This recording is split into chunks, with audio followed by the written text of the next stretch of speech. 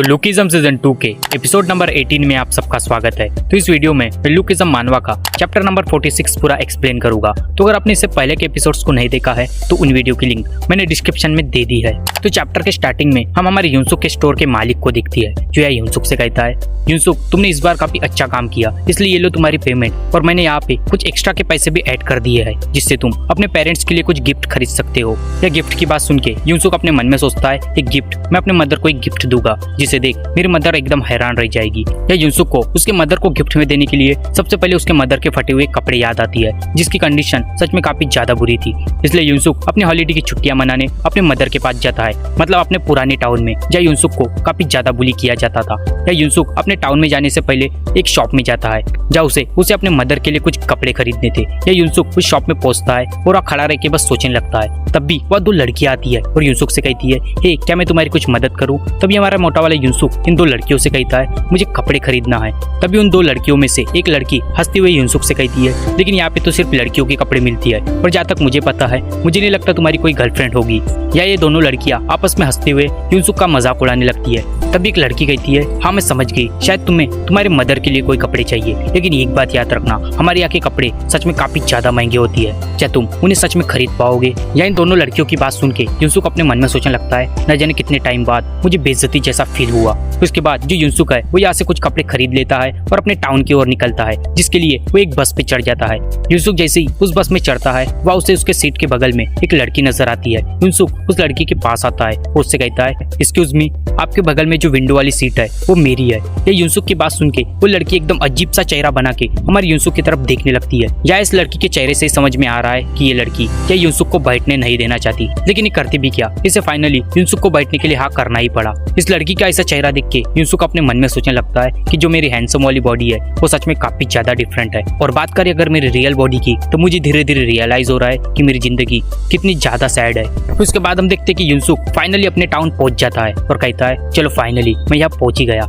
ये युनसुक अपने मन में सोचने लगता है कि ये जगह, ये सड़कें, ये रोड अभी भी बिल्कुल जैसे की वैसे ही है, या अभी भी लड़के खुलेआम स्मोकिंग करते हैं। या युनसुक अपने मन में कहने लगता है, वैसे तो मुझे यहाँ से जाए सिर्फ 2 महीने ही हुए हैं, लेकिन फिर भी मुझे काफी अलग ही महसूस हो रहा है। काश मुझे या कोई पहचान ना ले, इसलिए मुझे सबसे पहले अपने घर जाना चाहिए।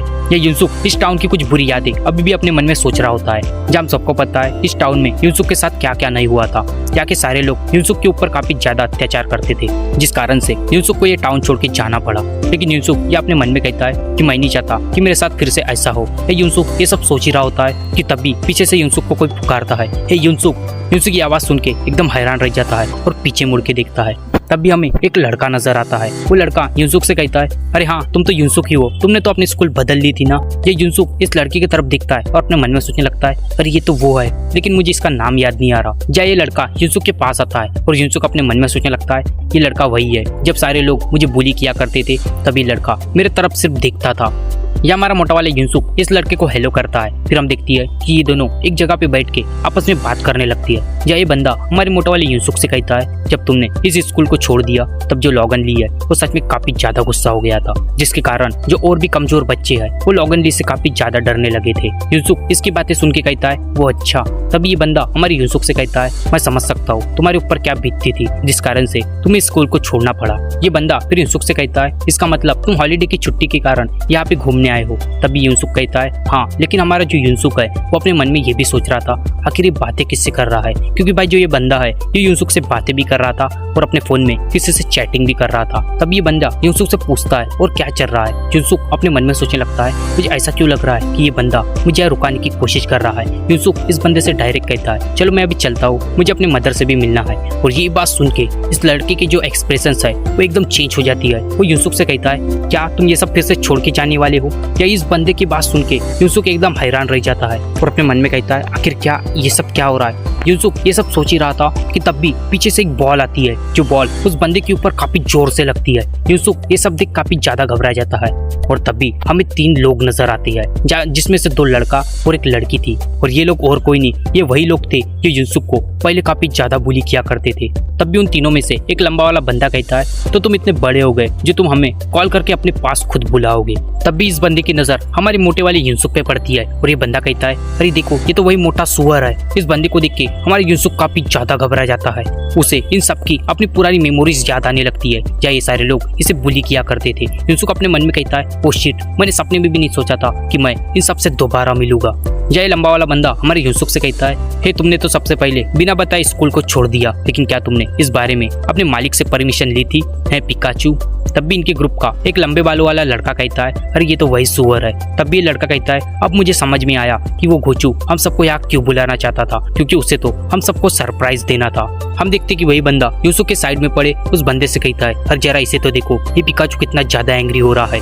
तब भी हमारे मोटे वाले यूसुफ को पूरी स्टोरी समझ में आ जाती है। यूसुफ अपने मन में कहता है, मतलब ये नया पिकाचू है, मतलब इसी इंसान ने इन सबको फोन करके बुलाया था, क्योंकि ये मुझे फंसाना चाहता था। मतलब भाई जो हमारा यूसुफ है, जब उसने अपने स्कूल को छोड़ा था तब इन सारे लोगों ने इस बंदे को नया पिकाचू बनाया था, जिस कारण से सारे लोग इसे काफी ज्यादा बुली किया करते थे। और ये अभी इन सबका जिम्मेदार हमारे मोटे वाले यूसुफ को ठहरा रहा है।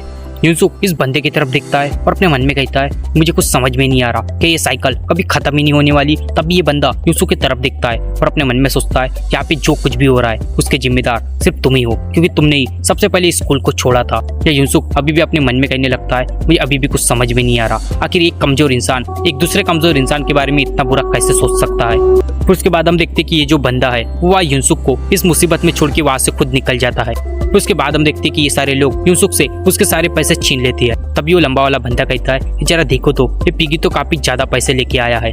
तब भी इनके ग्रुप की जो लड़की है वो हमारे यूसुफ से पूछती है, हे आखिर ये कपड़े किसकी है, क्योंकि ये कपड़े काफी ओल्ड फैशन है। तभी यूसुफ उस लड़की से कहता है, हे वो मेरे मदर का गिफ्ट है। तभी वो लड़की कहती है, क्या सच में? फिर वो लड़की उन दो बंदों से कहने लगती है, हे उसको उसके सारे पैसे वापस कर दो, क्योंकि वो सारे पैसे उसके मदर के हैं। तभी वो बंदा कहता है, अरे छोड़ो, मैं ये सारे पैसे खुद अपने मदर को दूंगा। या इन सबकी बातें सुन के यूसुफ अपने मन में सोचने लगता है, ये पहले मेरे पैसे नहीं छीना करते थे, लेकिन अब ये शायद ऐसा इसलिए कर रही है क्योंकि मैं बिना बताए स्कूल को छोड़ के चले गया। फिर उसके बाद हम देखते हैं कि जो कैप वाला बंदा है वो यूसुफ के वॉलेट में हाथ डालने की कोशिश करता है और कहता है, जरा हम इस सुअर का वॉलेट तो चेक करते हैं। वो या कहने लगता है कि आखिर ये वॉलेट है या कोई कचरा। वो उसके वॉलेट में हाथ डालता है और वहाँ उस वॉलेट में उसे सिर्फ 5000 वॉन मिलती है। वो लंबा लड़का वह यूसुफ से कहता है, क्या सिर्फ 5000 वॉन? वो तुम तो सच में काफी ज्यादा गरीब हो।